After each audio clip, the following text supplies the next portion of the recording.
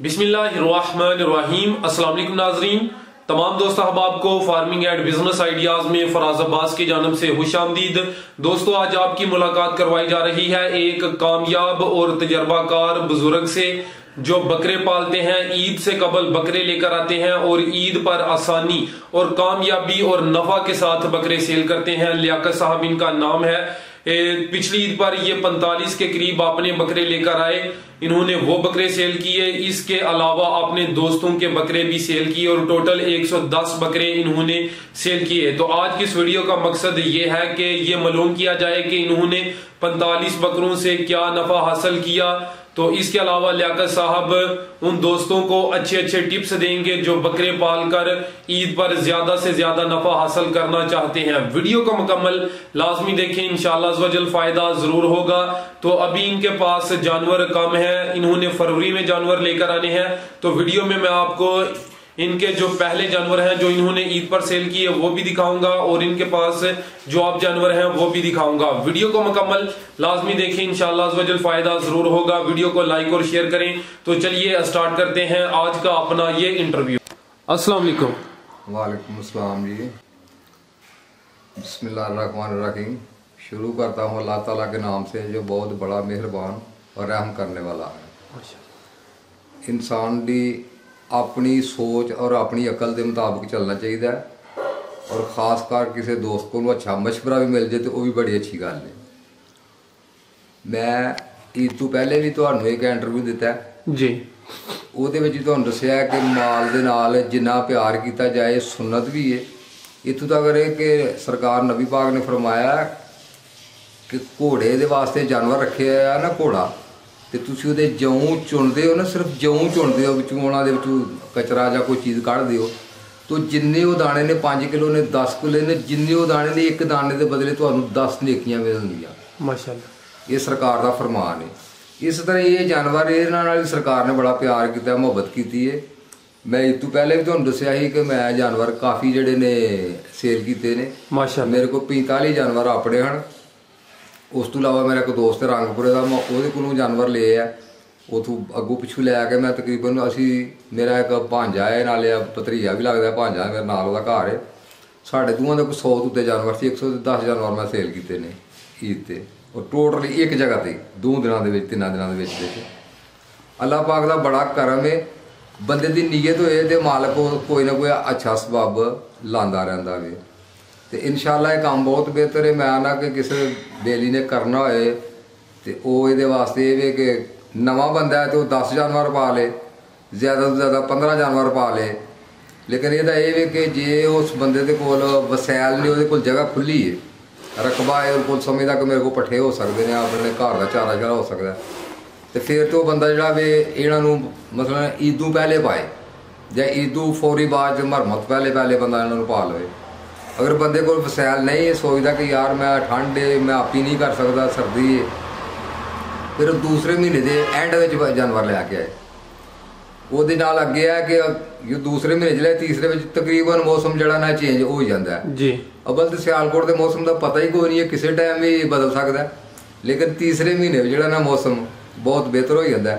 वो जानवर जरा ना अगे चारा पट्ठा शट्ठा आम खुला सड़कों के अगे पिछे हो जाता है, पैलियां खुलियां हो जाती जिहड़ियां कणकां शणकां नार्मल होंदियां, वो इंसान वास्ते सहूलत हो जाती है।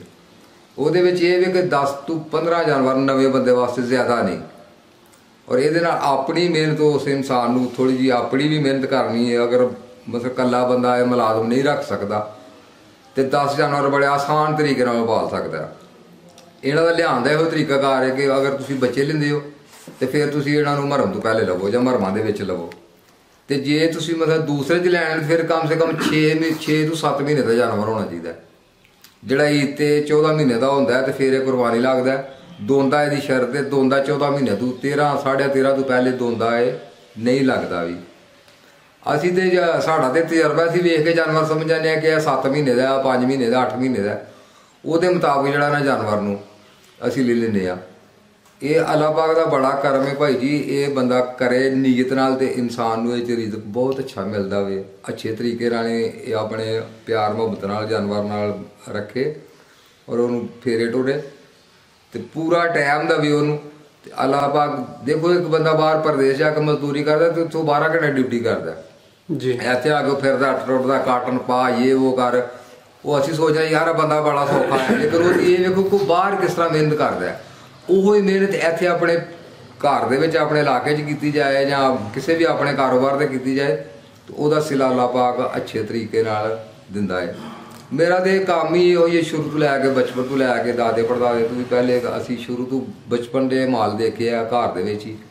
ਅੱਗੋਂ ਮੇਰਾ ਸ਼ੌਕ, ਮੇਰਾ ਵੀ 25 ਸਾਲ ਤੋਂ ਜ਼ਿਆਦਾ ਤਜਰਬਾ ਸੀ ਇਸ ਕੰਮ ਦੇ ਵਿੱਚ। ਤੇ ਮੈਂ ਕਾਫੀ ਦੋਸਤ ਮੈਨੂੰ ਫੋਨ ਕਰਦੇ ਨੇ, ਤੁਹਾਡੀ ਬੜੀ ਮਿਹਰਬਾਨੀ ਜਿਹੜਾ ਤੁਸੀਂ ਅੱਗੇ ਇੰਟਰਵਿਊ ਚਲਾਇਆ ਮੇਰਾ, ਉਹਦੇ ਵਿੱਚ ਮੈਨੂੰ ਮਤਲਬ ਦੂਰ ਦੂਰ ਤੱਕ ਅਮਰੀਕਾ ਤੋਂ ਇੰਗਲੈਂਡ ਤੋਂ ਦੂਰ ਦੇ ਲੋਕ, ਦੁਬਈਆਂ ਸ਼ਬਈਆਂ ਦੇ ਲੋਕ, ਪਾਕਿਸਤਾਨ ਦੇ ਵਿੱਚੋਂ ਹਰ ਰੋਜ਼ 25 30 20 ਫੋਨ ਮੈਨੂੰ ਆਉਂਦੇ ਰਹਿੰਦੇ ਨੇ। ਕੁਝ ਲੋਕ ਪੁੱਛਦੇ ਨੇ, ਮਸ਼ਵਰੇ ਪੁੱਛਦੇ ਨੇ, ਭਾਈ ਜੀ ਇਹ ਮਸਲਾ ਹੈ ਜਾਂ ਸਾਡੇ ਜਾਨਵਰ ਇੰਜ, ਤੇ ਉਹਨਾਂ ਨੂੰ ਦੱਸੀਦਾ ਅੱਲਾਹ ਪਾਕ ਕਰਮ ਕਰਦਾ, ਉਹ ਦੱਸਦੇ ਨੇ ਬਾਅਦ 'ਚ ਵੀ ਫੋਨ ਕਰਕੇ ਵੀ ਭਾਈ ਜੀ ਠੀਕ ਹੋ ਗਿਆ, ਚਾਚਾ ਜੀ ਠੀਕ ਹੋਇਆ ਕੰਮ। ਸਰ ਇਹਦੇ ਵਿੱਚ ਜਿਹੜਾ ਨਾ ਮੈਂ ਇੱਕ ਜ਼ਿਕਰ ਕਰਨਾ ਚਾਹਾਂਗਾ ਕਿ ਇਹ ਤੁਹਾਡਾ ਵੱਡਾਪਨ ਨੇ ਕਿ ਤੁਸੀਂ ਸਾਨੂੰ ਉਦੋਂ ਵੀ ਟਾਈਮ ਦਿੱਤਾ ਸੀ ਤੇ ਹੁਣ ਵੀ ਤੁਸੀਂ ਜਿਹੜਾ ਨਾ ਬੜੀ ਚਾਹਤ ਤੇ ਅਹਲਾਸ ਨਾਲ ਜਿਹੜਾ ਨਾ ਕਿ ਜਿਹੜੀ ਵੀ ਗੱਲ ਹੈ ਸੱਚੇ ਅੰਦਾਜ਼ 'ਚ ਪੇਸ਼ ਕਰਦੇ ਹੋ। ਤੁਹਾਡੀ ਆਪਣੀ ਖੂਬੀ ਆਪਣਾ ਹਲਾ ਕੇ ਆਵਾਮ ਤੁਹਾਨੂੰ ਪਸੰਦ ਕਰਦੀ ਹੈ, ਤੁਹਾਨੂੰ ਕਾਲਾਂ ਕਰਦੇ ਨੇ। ਦੇਖੋ ਜੀ ਉਹ ਬਹੁਤ ਮਿਹਰਬਾਨੀ ਹੋ, ਮੈਂ ਉਹਨਾਂ ਭਰਾਵਾਂ ਦਾ ਸ਼ੁਕਰੀਆ ਅਦਾ ਕਰਨਾ ਵਾ, ਬੜੇ ਦਿਲੋਂ ਚਾਹਤ ਕਰਨਾ ਉਹਨਾਂ ਭਰਾਵਾਂ ਦਾ, ਬਹੁਤ ਮਿਹਰਬਾਨੀ ਹੈ ਕਿ ਮੇਰੇ ਨਾਲ ਪਿਆਰ ਕਰਦੇ ਨੇ ਜਾਂ ਮੈਨੂੰ ਪੁੱਛਦੇ ਨੇ। ਤੇ ਮੈਂ ਤਾਬੇਦਾਰ ਹਾਂ ਇਨਸ਼ਾਅੱਲਾ, ਜਦੋਂ ਵੀ ਮੈਨੂੰ 24 ਘੰਟੇ ਜਿਸ ਟਾਈਮ ਕਾਲ ਕਰਨਾ ਮੈਂ ਉਸ ਟਾਈਮ ਹਾਜ਼ਰ ਹਾਂ। ਮੇਰਾ ਕਿਹੜਾ ਮੁੱਲ ਲੱਗਣਾ ਵੇ, ਮੈਂ ਤੇ ਇੱਕ ਉਹਨਾਂ ਨੂੰ ਅੱਛੇ ਤਰੀਕੇ ਨਾਲ ਅੱਗੇ ਮੈਂ ਦੱਸਿਆ ਕਿ ਨਵਾਂ ਜਾਨਵਰ ਲੈ ਕੇ ਆਉਂਦੇ ਤੇ ਉਹਦੇ ਵਾਸਤੇ ਕਾਹਵਾ ਬਹੁਤ ਜ਼ਰੂਰੀ ਹੈ, 2 ਦਿਨ 3 ਦਿਨ ਉਹਨੂੰ ਕਾਹਵੇ ਵਾਲਾ ਪਾਣੀ ਪਿਆਵੋ ਜੀ। ਇੱਕ ਹੋਰ ਨੁਕਸਾ ਹੈ, ਅਗਰ ਜਾਨਵਰ ਕੋਈ ਵੀ ਜਾਨਵਰ ਹੈ ਮਤਲਬ ਉਹਦੇ 'ਚ ਘੋੜਾ ਹੈ, ਗਾਈ ਹੈ, ਮਹੀਂ ਹੈ, ਬੱਕਰੀ ਹੈ, ਇਹਨੂੰ ਅਫਰਾ ਹੋ ਜਾਂਦਾ ਹੈ, ਹਵਾ ਹੋ ਜਾਂਦੀ, ਸਮਝਦੇ ਗੈਸ ਹੋ ਗਿਆ ਜੀ। ਅਸੀਂ ਪੰਜਾਬੀ ਜਾਣਿਆ ਕਿ ਡੰਗਰ ਆਫਰ ਗਿਆ ਜੀ, ਮੋਮਨ ਸਟਾਲੇ ਦੇ ਮੌਸਮ 'ਚ ਆਫਰਦਾ ਜਾਂ ਉਂਝ ਕੋਈ ਕੀੜਾ ਮਤੰਗਾ ਖਾ ਲੇ ਤਾਂ ਉਹਦੇ ਨਾਲ ਵੀ ਜਾਨਵਰ ਆਫਰ ਜਾਂਦਾ 2 ਦਿਨ ਵਾਸਤੇ। ਉਹ ਪੱਠਾ ਨਹੀਂ ਖਾਂਦਾ, ਕੁਆਲੀ ਨਹੀਂ ਕਰਦਾ। ਉਹਦੇ ਵਾਸਤੇ ਬੜਾ ਸਾਦਾ ਜਿਹਾ ਨੁਕਸਾ ਇਹ ਕਿ ਉਹਨੂੰ ਦੁੱਧ ਦੇ ਦਿਓ, ਕਿਸੇ ਚੀਜ਼ ਦਾ ਵੀ ਦੁੱਧ ਹੋਏ, ਬੱਕਰੀ ਦਾ ਹੋਏ, ਗਾਂ ਦਾ ਹੋਏ, ਮਹੀਂ ਦਾ ਹੋਏ, ਕੋਈ ਗੱਲ ਨਹੀਂ। ਅਗਰ ਬੱਕਰੀ ਹੈ ਤਾਂ ਉਹਨੂੰ ਕਮ ਸੇ ਕਮ ਅੱਧ ਪਾ ਜਾਂ ਸਟਾਕੀ ਦੁੱਧ ਹੋਣਾ ਚਾਹੀਦਾ, ਘੱਟ ਤੋਂ ਘੱਟ ਵੀ। ਤੇ ਜੇ ਕੋਈ ਵੱਡਾ ਜਾਨਵਰ ਉਹਨੂੰ ਜ਼ਿਆਦਾ ਹੋਣਾ ਚਾਹੀਦਾ। ਬੱਕਰੀ ਵਾਸਤੇ ਸਟਾਕੀ 1.5 ਸਟਾਕੀ ਦੁੱਧ ਬਹੁਤ ਹੈ, ਛੋਟੀ ਜਿਹੀ ਬੋਤਲ 'ਚ ਪਾ ਕੇ ਉਹਨੂੰ ਦੇ ਦਿਓ, ਥੋੜਾ ਜਿਹਾ ਪਾਣੀ ਪਾ ਲਓ। ਅਗਰ ਨਹੀਂ ਪਾਣੀ ਪਾਣਾ, ਦੁੱਧ ਜ਼ਿਆਦਾ ਹੈ ਤੇ ਪਾਣੀ ਨਾ ਵੀ ਪਾਓ ਤਾਂ ਵੀ ਕੋਈ ਮਸਲਾ ਨਹੀਂ। ਦੁੱਧ ਥੋੜਾ ਹੈ ਤੇ ਉਹ 'ਚ ਪਾਣੀ ਪਾ ਲਓ। ਜਿਹੜਾ ਡੰਗਰ ਤੁਸੀਂ ਆਂਦੇ ਹੋ ਕਿ ਆ ਫਰਾ ਹੋ ਗਿਆ ਜੀ, ਇਹਨੂੰ 4 ਦੇਣਾ ਇਹ ਉਹ, ਦੂਜਿਆਂ ਟੋੜ ਕੇ ਜਾਓ, ਘੜੀ ਰੱਖ ਕੇ 3 ਮਿੰਟ ਦਾ ਟਾਈਮ ਹੈ। ਮੈਂ ਦੱਸਣਾ ਕਿ 3 ਮਿੰਟ ਦੇ ਵਿੱਚ ਅੱਲਾ ਦੀ ਮਿਹਰਬਾਨੀ ਨਾਲ ਇਹ ਫਰਾ ਖਤਮ ਹੋਏਗਾ ਮਾਸ਼ਾਅੱਲਾ। ਜਾਨਵਰ ਆਪਣੀ ਜਗ੍ਹਾ ਤੇ ਬਿਲਕੁਲ ਸੈੱਟ ਹੋਏਗਾ। ਇਹ ਜਿਹੜੀਆਂ ਨਿੱਕੀਆਂ ਚੀਜ਼ਾਂ ਹੁੰਦੀਆਂ ਨੇ, ਅਗਰ ਕਿਸੇ ਜਿਹਦੇ ਜਾਨਵਰ ਨੂੰ ਖੰਘ ਲੱਗ ਗਈ ਹੈ, ਖੰਘ ਨਹੀਂ ਜਾਂਦੀ, ਡਾਕਟਰ ਕੋਲ ਜਾਂਦੇ ਆ ਜੀ, ਖਾਂਸੀ ਦਾ ਨਹੀਂ ਆਰਾਮ ਆ ਰਿਹਾ। ਖਾਂਸੀ ਵਾਸਤੇ ਇਹ ਵੇ ਕਿ ਅਲਸੀ ਲਵੋ, ਦੇਸੀ ਜਿਹਾ ਮਾਹੌਲ ਹੈ, ਅਲਸੀ ਤੇ ਮਲੱਠੀ ਇਹਨਾਂ ਨੂੰ ਕੁੱਟੋ ਬਰੀਕ ਕਰਕੇ ਤੇ ਇਹਨਾਂ ਨੂੰ ਡਾਲਡੇ ਘਿਓ ਹੋਵੇ ਜਾਂ ਦੇਸੀ ਘਿਓ ਹੋਇਆ ਕੋਲ ਤੇ ਉਹ ਚਣਾ ਥੋੜਾ ਜਿਹਾ ਮਤਲਬ ਭੁੰਨ ਲਵੋ। ਉਹ ਇਹਨੂੰ ਜਿਹੜਾ ਨਾ ਚਮਚੇ ਨਾਲ ਇਹਨੂੰ ਦੇ ਦਿਓ। ਇਹ ਸਰ ਕਿੰਨੀ ਅਲਸੀ ਤੇ ਕਿੰਨੀ ਮਲੱਠੀ ਲੈਣੀ ਹੈ ਵੀ ਦੱਸ ਦਿਓ। ਮਤਲਬ ਇੱਕ ਸਟਾਕੀ ਅਲਸੀ ਹੋਏ ਤੇ ਉਹਦੇ ਕੱਦੀ ਸਟਾਕੀ ਵਿੱਚ ਮਲੱਠੀ ਹੋਏ, ਇਹਨਾਂ ਨੂੰ ਕੁੱਟ ਕੇ ਨਾ ਦਾਲ ਕਰਕੇ ਜਿਹੜੀ ਚਮਚਾ ਵਾਲੇ ਉਹਦੇ ਅੰਦਰ ਚਲੀ ਜਾਏ, ਬਰੀਕ ਕਰਨੀ ਜਰਾ। ਉਹਦੇ ਨਾਲ ਖਾਂਸੀ ਜਿੰਨੀ ਮਰਜ਼ੀ ਪੁਰਾਣੀ ਜਾਨਵਰ ਨੂੰ ਗੋਤਾ ਲੱਗਦਾ ਜਾਂ ਉਹ ਮਤਲਬ ਖੰਘਦਾ, ਉਹਦੀ ਖਾਂਸੀ ਜਿਹੜੀ ਹੈ ਖਤਮ ਹੋ ਜਾਂਦੀ ਇਨਸ਼ਾਅੱਲਾ। ਸਰ ਇਹ ਜਿਹੜੀ ਚਮਚ ਕਿੰਨੇ ਦਿਨ ਦੇਣੀ ਹੈ ਤੇ 1 ਚਮਚ ਦੇਣੀ ਹੈ ਰੋਜ਼ਾਨਾ? ਇਹ ਸਿਰਫ 2 ਦਿਨ ਦੇ ਦਿਓ, ਜ਼ਰੂਰੀ ਨਹੀਂ ਕਿ ਲਗਾਤਾਰ ਕੋਈ ਇਹਦਾ ਮਸਲੇ ਨਹੀਂ, ਕੋਰਸ ਨਹੀਂ ਕਰਨਾ ਵੀ। 1 ਦਿਨ ਦਿਓ, ਦੂਜੇ ਦਿਨ ਦਿਓ, ਸਵੇਰ ਦਿੱਤੀ ਤੇ ਸ਼ਾਮ ਨੂੰ ਦੇ ਦਿਓ। ਉਹਦੇ ਨਾਲ ਇਨਸ਼ਾਅੱਲਾ ਅੱਲਾਹ ਪਾਕ ਕਰਮ ਕਰਦਾ ਹੈ, ਬਿਹਤਰ ਹੋ ਜਾਂਦਾ, ਬਹੁਤ ਬਿਹਤਰ ਹੋ ਜਾਂਦਾ ਹੈ। ਇਹਨੂੰ ਮਸਲਨ ਖੰਘ ਨਹੀਂ ਅੱਗੂ ਜਾਨਵਰ ਨੂੰ ਇਹਦੀ। ਠੀਕ। ਅੱਛਾ ਲਿਆਕਤ ਸਾਹਿਬ ਮਾਸ਼ਾਅੱਲਾ ਤੁਸੀਂ ਇੱਕ ਕਾਮਯਾਬ ਗੋਟ ਫਾਰਮਰ ਹੋ। ਇਹ ਦੱਸਿਓ ਤੁਸੀਂ ਈਦ ਤੇ ਆਪਣੇ ਜਿਹੜੇ ਨੇ 45 ਜਾਨਵਰ ਸੇਲ ਕੀਤੇ ਨੇ ਜੀ, ਤੁਸੀਂ ਇਹ ਦੱਸੋਗੇ ਤੁਸੀਂ ਉਹਨਾਂ ਨੂੰ ਕਿਦੋਂ ਖਰੀਦਿਆ ਸੀ, ਕਿੰਨੇ ਮਹੀਨੇ ਰੱਖਿਆ, ਤੁਹਾਡਾ ਉਹਨਾਂ ਤੇ ਕਿੰਨਾ ਖਰਚਾ ਆ ਗਿਆ ਤੇ ਤੁਹਾਨੂੰ ਕਿੰਨੀ ਕੁ ਬਚਤ ਦੇ ਗਏ? ਮੈਂ ਭਾਈ ਜੀ ਉਹ ਜਿਹੜੇ ਜਾਨਵਰ ਲਿਆਂਦੇ ਹਨ ਮੈਂ ਲਿਆਂਦੇ ਸਨ ਈਦੋਂ 8-10 ਦਿਨ ਬਾਅਦ ਚ ਲਿਆਂਦੇ ਹਨ, ਵੱਡੀ ਤੂੰ 8-10 ਦਿਨ ਦੇ ਬਾਅਦ। ਮੈਂ ਪੂਰਾ ਸਾਲ ਉਹਨਾਂ ਨੂੰ ਰੱਖਿਆ ਤੇ ਮੇਰਾ ਖਰਚਾ ਉਹਨਾਂ ਤੇ ਮਜ਼ੀਦ ਕੋਈ ਨਹੀਂ ਆਇਆ। ਮੈਂ ਬਾਹਰ ਹੀ ਉਹਨਾਂ ਨੂੰ ਫੇਰਿਆ ਟੋਟਲੀ। ਆਖਰੀ ਦਿਨਾਂ ਵਿੱਚ ਛੋਟੀ ਇੱਥੇ ਜਾ ਕੇ ਫਿਰ ਉਹਨਾਂ ਨੂੰ ਮੈਂ ਘਰ ਕੋ ਦਾਣਾ ਛਾਣਾ ਪਾਇਆ, ਕਣਕ ਪਾਉਂਦਾ ਹਾਂ, ਸੁੱਕੀ ਕਣਕ ਪਾਉਂਦਾ ਮੈਂ ਹੋਰ ਕੋਈ ਉਹਨਾਂ ਨੂੰ ਨੁਕਸਾਨ ਨਹੀਂ ਹੁੰਦਾ ਵੀ ਇੰਜ ਕਰ ਲੈ ਤੇ ਇੰਜ ਕਰ ਲੈ। ਦੇਸੀ ਜਿਹਾ ਕੰਮ ਹੈ ਮੇਰਾ। ਮੈਂ ਉਹਨਾਂ ਸੁੱਕੀ ਕਣਕ ਪਾਣੀ ਸ਼ਾਮ ਦੇ ਟਾਈਮ ਦਿੱਤੇ, ਉਹ ਅੱਧਾ ਕਿਲੋ ਖਾ ਲਵੇ, 1.5 ਪਾ ਖਾ ਲਵੇ, ਪਾ ਖਾ ਲਵੇ, ਐਨੀ ਕੋ ਉਹਨਾਂ ਨੂੰ ਕਣਕ ਪਾਣੀ ਜੀ। ਉਹਦੇ ਵਿੱਚ ਇਹ ਦੁਆ ਦਾਰੂ ਜਿਹੜਾ ਵੀ ਉਹ ਮਸਲ ਨਾਰਮਲ ਹੁੰਦਾ ਵੇ, ਮੈਂ ਆਪ ਹੀ ਲਾਣਾ ਵਾ ਟੀਕਾ ਸ਼ੀਕਾ, ਬਸ ਅੱਲਾ ਪਾਕ ਕਰਮ ਕਰਦਾ, ਜ਼ਰੂਰਤ ਹੀ ਨਹੀਂ ਪੈਂਦੀ। ਜੇ ਖੁਦਾ ਨਾ ਖਾਸਾ ਜ਼ਰੂਰਤ ਪੈ ਗਈ ਹੈ ਤੇ ਉਹਦੇ ਵਿੱਚ ਮੈਂ ਜਿਹੜਾ ਨਾ ਟੀਕਾ ਉਹਨੂੰ ਟੈਰਾਮਾਈਸ ਦਾ ਟੀਕਾ, ਕਿਉਂਕਿ ਮੈਂ ਦੱਸਿਆ ਇੰਟਰਵਿਊ 'ਚ ਕਿ ਸਭ ਪਏ 100 ਬਿਮਾਰੀ ਵਾਸਤੇ ਇੱਕ ਹੀ ਟੀਕਾ ਹੈ। ਖੰਘ ਹੈ, ਦਰਦ ਹੈ, ਬੁਖਾਰ ਹੈ, ਕੋਈ ਵੀ ਚੀਜ਼ ਹੈ, ਟੈਰਾਮਾਈਸ ਦਾ ਟੀਕਾ ਹੈ। ਇਹ ਸਿਰਫ ਲਾਉਣ ਦਾ ਬੰਦੇ ਨੂੰ ਤਜਰਬਾ ਹੋਣਾ ਚਾਹੀਦਾ ਕਿ ਕਿੰਨਾ ਜਾਨਵਰ ਦਾ ਵਜ਼ਨ। ਦੇਖੋ ਜਾਨਵਰ ਦਾ ਵਜ਼ਨ 10 ਕਿਲੋ ਵੇ ਜ਼ਿੰਦਾ, ਉਹਦਾ ਗੋਸ਼ਤ ਜੋ ਵੀ ਖਲੋਤਾ ਤੁਹਾਨੂੰ ਨਜ਼ਰ ਆਉਂਦਾ ਕਿ 10 ਕਿਲੋ ਵੇ, ਉਹਨੂੰ ਤੁਸੀਂ 2.5 cc ਟੀਕਾ ਲਾ ਸਕਦੇ ਹੋ। ਅਗਰ ਸੋਚਦੇ ਹੋ ਕਿ ਜ਼ਿਆਦਾ ਹੈ ਤਾਂ ਉਹਨੂੰ 3 cc ਤੱਕ ਲਾ ਦਿੰਦੇ ਹੋ, 3 ਤੋਂ ਉੱਤੇ ਨਹੀਂ ਜਾਣਾ ਵੀ। ਠੀਕ ਹੈ ਜੀ, ਨਹੀਂ ਅਗਰ 10 ਕਿਲੋ ਫਿਰ 2.5 cc, ਜੇ 20 ਹੈ ਫਿਰ 5 cc ਕਰ ਲਓ। 20 ਹੈ ਤੇ ਫਿਰ ਵੀ ਉਹਨੂੰ ਜਿਹੜਾ ਨਾ 3 ਸਵਾ 3 ਤੋਂ ਜ਼ਿਆਦਾ ਨਹੀਂ ਲਾਣਾ, 3 cc ਤੱਕ ਲਾਣਾ ਟੀਕਾ। ਠੀਕ ਹੋ ਗਿਆ। ਇਨਸ਼ਾਅੱਲਾ ਅੱਲਾਹ ਪਾਕ ਕਰਮ ਕਰਦਾ, ਉਹ ਬੜਾ ਕਾਮਯਾਬ ਟੀਕਾ ਹੈ। ਔਰ ਉਹਦੇ ਬਾਅਦ ਜੋ ਕੋਈ ਛੋਟਾ ਮੋਟਾ ਕੋਈ ਨੁਕਸ ਹੋ ਜਾਂਦਾ, ਕੋਈ ਸੱਟ ਲੱਗ ਗਈ ਹੈ, ਹਾਂ ਇੱਕ ਹੋਰ ਟੋਟਕਾ ਨੁਕਸਾ ਬੜਾ ਹੈ ਕਿ ਜ਼ਖਮ ਹੈ ਅਗਰ ਕਿਸੇ ਜਾਨਵਰ ਨੂੰ, ਕਿਸੇ ਵੀ ਜਾਨਵਰ ਨੂੰ ਹੈ, ਜਾਨਵਰ ਵਿੱਚ ਘੋੜਾ, ਬੱਕਰੀ, ਗਾਈ ਕੋਈ ਵੀ ਆ ਸਕਦਾ, ਉਹਦੇ ਵਿੱਚ ਇਹ ਕਿਸੇ ਜਾਨਵਰ ਨੂੰ ਜ਼ਖਮ ਹੋ ਗਿਆ ਉਹ ਛੁੱਟਦਾ ਨਹੀਂ, ਉਹ ਤੁਸੀਂ ਉਹਨੂੰ ਲਾਉਂਦੇ ਹੋ ਡਾਕਟਰੀ ਦਵਾਈ, ਮਲਮ ਲਾ, ਇਹ ਉਹ ਨਹੀਂ। ਦੇਸੀ ਜਿਹਾ ਨੁਕਸਾ ਉਹਨੂੰ ਦੇਸੀ ਤੇਲ ਲਾ ਦਿਓ, ਦੇਸੀ ਤੇਲ ਲਾ ਕੇ ਚੰਗੀ ਤਰ੍ਹਾਂ ਭਰ ਕੇ ਤੇ ਉਹਦੇ ਤੇ ਚੂਨਾ ਲਾ ਦਿਓ। ਜਿਹੜਾ ਚੂਨਾ ਨਹੀਂ ਆਮ ਹੈ ਬੁੱਝਾ ਚੂਨਾ ਜਿਹਨੂੰ ਆਨੇ ਆ ਜੀ, ਇਹ ਚੂਨਾ ਇਹਦੇ ਭਰ ਕੇ ਲਾ ਦਿਓ, ਕੋਈ ਨੁਕਸਾਨ ਨਹੀਂ ਹੈ। ਮੈਂ ਜ਼ਿੰਮੇਦਾਰ ਅਗਰ ਕੋਈ ਬੰਦਾ ਆਖੇ ਕਿ ਯਾਰ ਮੈਂ ਚੂਨਾ ਲਿਆ ਤੇ ਜ਼ਖਮ ਵੱਧ ਗਿਆ ਜਾਂ ਉਹ ਜੀ ਫੁੱਲ ਗਿਆ ਜਾਂ ਇੰਝ ਹੋਇਆ, ਚੂਨਾ ਇੱਕ ਐਸੀ ਚੀਜ਼ ਹੈ ਕਿ ਇਹ ਜ਼ਖਮ ਨੂੰ 2 ਦਿਨ ਦੇ ਵਿੱਚ ਖੁਸ਼ਕ ਕਰ ਦਿੰਦਾ ਹੈ। ਨਾ ਰੇਸ਼ਾ ਪੇਦਾ, ਨਾ ਉਹਦਾ ਮੂੰਹ ਬੰਦ ਕਰ ਹੋਏਦਾ, ਉਹ ਅੰਦਰੋਂ ਉਹਦਾ ਪਾਣੀ ਖਿੱਚੇਦਾ ਬਾਹਰ ਨੂੰ, ਤੇ 2 ਦਿਨ ਦੇ ਵਿੱਚ ਜਿਹੜਾ ਇਹਨਾਂ ਚੂਨਾ ਜ਼ਖਮ ਨੂੰ ਖਤਮ ਕਰ ਦਿੰਦਾ ਹੈ। ਇਹ ਬੜਾ ਬਿਹਤਰੀਨ ਨੁਕਸਾ ਹੈ। ਮੈਂ ਕੋਈ ਵੀ ਜਾਨਵਰ ਹੈ ਮੈਂ ਉਹਦੇ ਵਾਸਤੇ ਇਹੀ ਤਰੀਕਾ ਕਰ ਰੱਖਣਾ ਵਾ। ਜ਼ਖਮ ਹੋ ਜਾਂਦਾ, ਕੋਈ ਕੰਡਾ ਲੱਗ ਗਿਆ ਜਾਂ ਉਹਦੀ ਕੋਈ ਸੱਟ ਲੱਗ ਗਈ ਹੈ ਤੇ ਚੂਨਾ ਜਿਹੜਾ ਨਾ ਬੜੀ ਬਿਹਤਰ ਚੀਜ਼ ਹੈ। ਠੀਕ ਹੈ, ਯਾਨੀ ਕਿ ਮਾਸ਼ਾਅੱਲਾ ਤੁਹਾਡੇ ਤੁਸੀਂ ਕਾਫੀ ਅੱਛੀ ਗੱਲਾਂ ਦੱਸੀਆਂ ਨੇ। ਤੁਹਾਡੇ ਕਹਿਣ ਦਾ ਮਕਸਦ ਹੈ ਵੀ ਕਿ ਤੁਹਾਡੀ ਜਾਨਵਰਾਂ ਤੇ ਆਪਣੀ ਮਿਹਨਤ ਸ਼ਾਮਲ ਹੈ। ਬਿਲਕੁਲ, ਮੈਂ ਤੁਸੀਂ ਖੁਦ ਹੀ ਇਹਨਾਂ ਨੂੰ ਸੰਭਾਲਦੇ ਹੋ, ਕੋਈ ਮੁਲਾਜ਼ਮ ਨਹੀਂ ਰੱਖਿਆ, ਖੁਦ ਮਿਹਨਤ ਕਰਦੇ ਹੋ। ਜਦੋਂ ਈਦ ਦੇ ਕਰੀਬ ਹੁੰਦੇ ਨੇ ਉਦੋਂ ਤੁਸੀਂ ਉਹਨਾਂ ਦੀ ਕੋਈ ਘਰ ਵੀ ਸੇਵਾ ਕਰਦੇ ਹੋ। ਬਿਲਕੁਲ। ਠੀਕ ਹੈ, ਇਹ ਦੱਸਿਓ ਤੁਸੀਂ ਜਿਹੜੇ ਜਾਨਵਰ ਖਰੀਦੇ ਹਨ ਉਹ ਕਿੰਨੇ ਮਾਹ ਦੇ ਬੱਚੇ ਹਨ ਜਾਂ ਜਵਾਨ? ਮੈਂ ਜਦੋਂ ਉਦੋਂ ਲੈ ਕੇ ਆਇਆ ਉਦੋਂ ਮੇਰੇ ਜਾਨਵਰ ਕੋਈ 4-4 ਮਹੀਨੇ ਦੇ, 3-4 ਮਹੀਨੇ ਦਾ, ਕੋਈ 5 ਮਹੀਨੇ ਦਾ ਇੱਥੇ ਸਨ। ਤੇ ਉਦੋਂ ਮੈਂ ਲੈ ਕੇ ਹੁਣ ਮੇਰੀ 14,000 ਰੁਪਏ ਸੇਲ ਸੀ। ਉਹ ਫੀਸ ਜਾਨਵਰ ਘਰ ਆ ਕੇ ਨਾ ਮੈਨੂੰ 14,000 ਰੁਪਏ ਚ ਪਿਆ। ਠੀਕ ਹੈ। ਤੇ ਅੱਗੋਂ ਸਾਲ ਪੂਰਾ ਉਹਨਾਂ ਨੂੰ ਮਿਹਨਤ ਕੀਤੀ ਹੈ। ਕੋਈ ਤੁਹਾਨੂੰ ਦੱਸਣਾ ਖਰਚਾ ਮੇਰਾ ਐਂਡ ਤੇ ਆ ਕੇ ਮੈਂ ਉਹਨਾਂ ਨੂੰ ਕੋਈ 10 ਮਣ ਕਣਕ ਪਾ ਛੜੀ ਹੋਈ ਦੀ। ਠੀਕ। 35-40 ਜਾਨਵਰ 10 ਮਣ ਕਣਕ ਉਹ ਖਾ ਕੇ ਹੋਣ ਦੇ, ਬੜੀ ਵੀ ਖਾਦੀ ਉਹਨਾਂ ਤੇ ਉਹਦੇ ਵਿੱਚ ਇਹ ਬਈ ਮਤਲਬ ਅੱਲਾਹ ਪਾਕ ਨੂੰ ਬੜਾ ਰਿਜ਼ਕ ਦਿੱਤਾ। ਮੈਂ ਜਿਹੜਾ ਜਾਨਵਰ 14-15 ਦਾ ਲਿਆ ਸੀ ਮੈਂ ਉਹ 70 ਦਾ ਵੀ ਸੇਲ ਕੀਤਾ, 65 ਦਾ ਵੀ ਸੇਲ ਕੀਤਾ, 55 ਦਾ ਵੀ ਸੇਲ ਕੀਤਾ। ਆਖਰੀ ਜਾਨਵਰ ਜਿਹੜੇ ਮੇਰੇ ਕੋਲ ਨਾਰਮਾ ਦਾ 3 ਜਾਨਵਰ ਮੈਂ 26,000 26.5 ਚ ਮੇਰੇ ਪਿੰਡ ਆਪਣਾ ਬੇਲੀ ਸੀ ਇੱਕ ਪਿੰਡ ਦਾ। ਤੇ ਉਹ ਮਤਲਬ ਉਹਨੇ ਆਖਿਆ ਯਾਰ ਮੈਂ ਜਿੰਨੇ ਮਰਜ਼ੀ ਦੇ ਤੇ ਕੋਈ ਗੱਲ ਨਹੀਂ, ਬਾਅਦ ਬੰਦਾ ਰੱਖਣਾ ਪੈਂਦਾ ਤਾਂ ਲਗਾ ਲਾਂਦਾ ਜੀ ਜੀ ਪਿਆਰ ਮੁਹੱਬਤ ਨਾਲ, ਕੋਈ ਗੱਲ ਨਹੀਂ। ਇੱਥੇ ਮੇਰੇ ਕਾਫੀ ਮੇਰੇ ਨੂੰ ਦੇਖ ਕੇ ਮੇਰੇ ਆਪਣੇ ਭਤਰੀਏ ਨੇ, ਭਾਂਜੇ ਨੇ, ਰਿਸ਼ਤੇਦਾਰਾਂ ਨੇ, ਕਾਫੀ ਲੋਕਾਂ ਨੇ ਇਹ ਕੰਮ ਸ਼ੁਰੂ ਕੀਤਾ ਔਰ ਅੱਲਾ ਦਾ ਕਰਮ ਉਹ ਕਰਦੇ। ਇੱਥੇ ਮੇਰਾ ਕੋਈ ਭਤਰੀਆ ਉਹਨੇ ਇਸ ਟਾਈਮ ਮੇਰਾ ਹਾਲੇ ਉਹਦੇ ਕੋਲ 40 ਤੋਂ 50 ਬੱਕਰੀਆਂ ਨੇ ਉਹਦੇ ਕੋਲ ਅੱਛੀਆਂ ਮਾਸ਼ਾਅੱਲਾ। ਤੇ ਉਸ ਤੋਂ ਇੱਕ ਹੋਰ ਮੇਰਾ ਭਤਰੀਆ ਹੈ ਉਹ ਵੀ ਉਹਦੇ ਕੋਲ ਚੰਗੇ ਜਾਨਵਰ ਨੇ, ਉਹਦੇ ਕੋਲ ਵੀ ਦੇਸੀ ਜਾਨਵਰ ਨੇ ਉਹਦੇ ਕੋਲ ਵੀ। ਤੇ ਉਹਦੇ ਕੋਲ ਮੇਰਾ 15-18 ਜਾਨਵਰ ਨੇ। ਈਦ ਤੇ ਉਹਨੇ ਅੱਗੇ ਤਕਰੀਬਨ 40 ਜਾਨਵਰ ਅੱਗੇ ਉਹਨੇ ਵੇਚੇ ਨੇ ਮੇਰੇ ਨਾਲ ਹੀ।